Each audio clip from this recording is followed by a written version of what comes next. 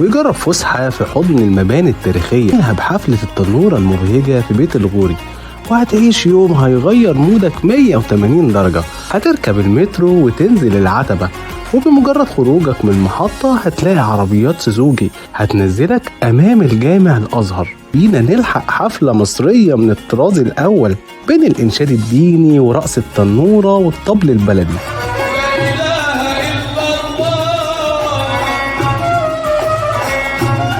كل ده ضمن كنوز الفولكلور المصري داخل بيت الغوري. أقل من دقيقة مشي من الجامع الأزهر هتكون قدام بوابة الحفلة اللي هتدفع عندها 15 جنيه عشان تحضر حفلة التنورة، وأول ما تخش هتحس ببهجة غير طبيعية في المكان. تعال بقى أحكي لك تفاصيل الحفلة وعروضها اللي بيكون فيه فقرات كتير وذكر وإنشاد ديني، وهتستمتع أو بالمزمار والطبل البلدي. مش بقولك الأجواء هناك مبهجة قوي، وكمان عاملين شو حلو بالتنورة هيخطف عينك. الحقيقة إن العرض تحفة جدا ومتقن ورائع بشكل راقي.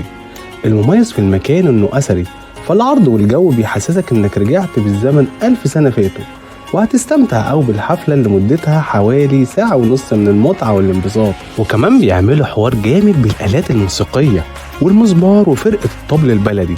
كل ده ميكس هيبسطك قوي.